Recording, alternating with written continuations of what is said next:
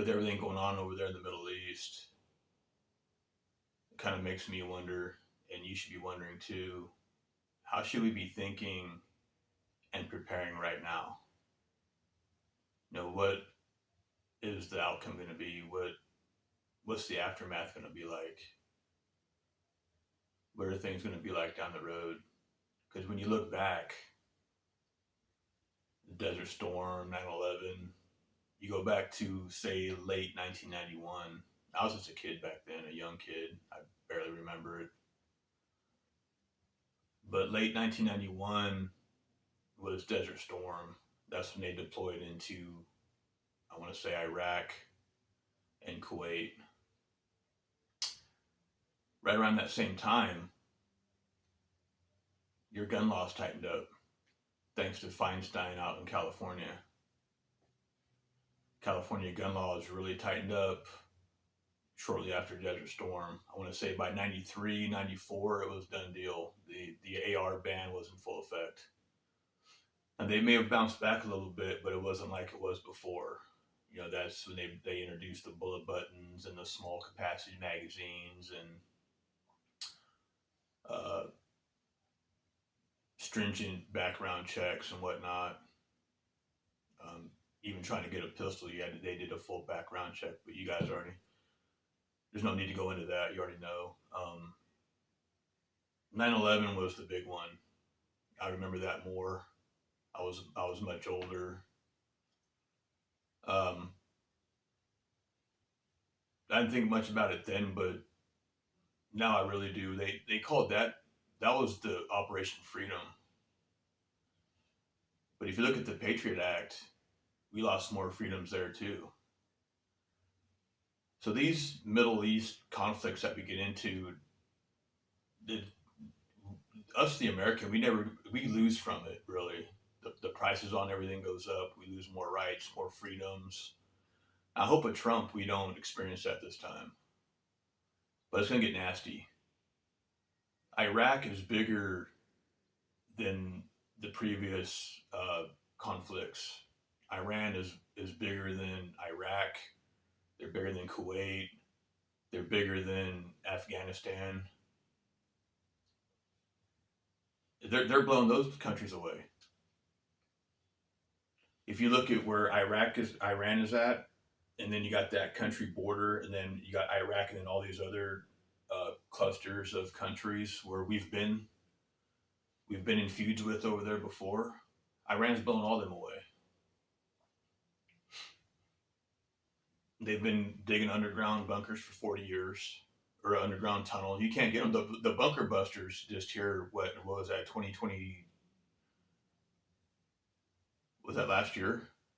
2025 when they hit them with the bunker busters.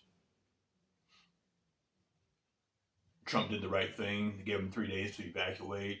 They're gonna hit the underground nuclear facilities with bunker busters. That I don't think that worked. They got more now. How far is this thing going to go? How long is it going to last? They've been preparing for this thing for a long time. Iran's underground world is humongous. It's deep and it's thick. It's big. And dollar for dollar, I bet you Iran has accomplished more of what they wanted to for cheaper. They've caused more damage for cheaper than what we've spent trying to save it, trying to stop it. But we're getting our licks into, and Israel's nothing to laugh at. Israel's no slouch. They got some good intelligence, and they've been making some major hits starting in the last 18 months or so. They're all up in it. But I think this thing's gonna get nasty. Iran, like I said, they're bigger, and they're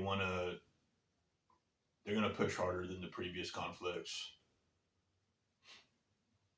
So us as Americans, we need to be on our toes, and you should at least. I'm not saying be worried. I'm saying be concerned. Be prepared when you go out there. take a look around. When you walk into a store, know where your exits are at. If you go to an event that's crowded, plan your possible way out. If you're going to go to a major event, say 2 weeks from now, know where it's going to be at and know your way out in case something kicks off because you don't know.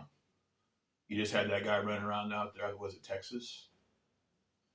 You're going to know when things get real bad when the elites go underground. I mean, you won't know. They're not going to tell you, hey, we're going underground, but they will go underground. Your elites here in America are going to go underground if it gets real bad. I just got done watching something on, there's a place out in either South Florida or South Miami, I don't know. They call it the billionaire bunkers. It's a tight knit of people. It's like a small town, and you got major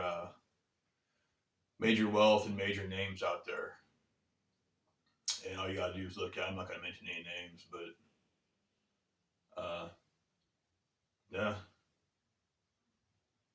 it's a whole. It's like a little village of your filthy rich and your major names.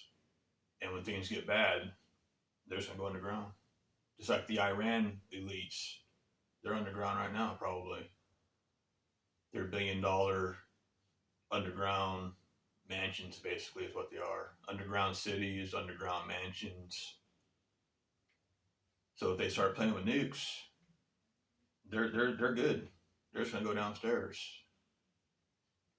All of us are gonna be upstairs, up here breathing the fumes. But yeah, just be careful, man. If you're not into politics, at least pray. Pray for you and your people, at least, because we're living in those times, man. You just never know. You never know when it can kick off right in front of you, especially if you live in a major city.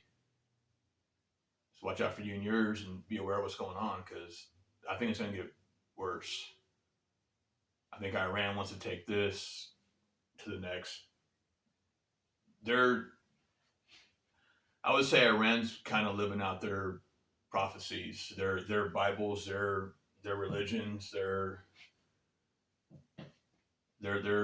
either acting it out, or or it might be really it. But anyway, you guys take care. Have a good one.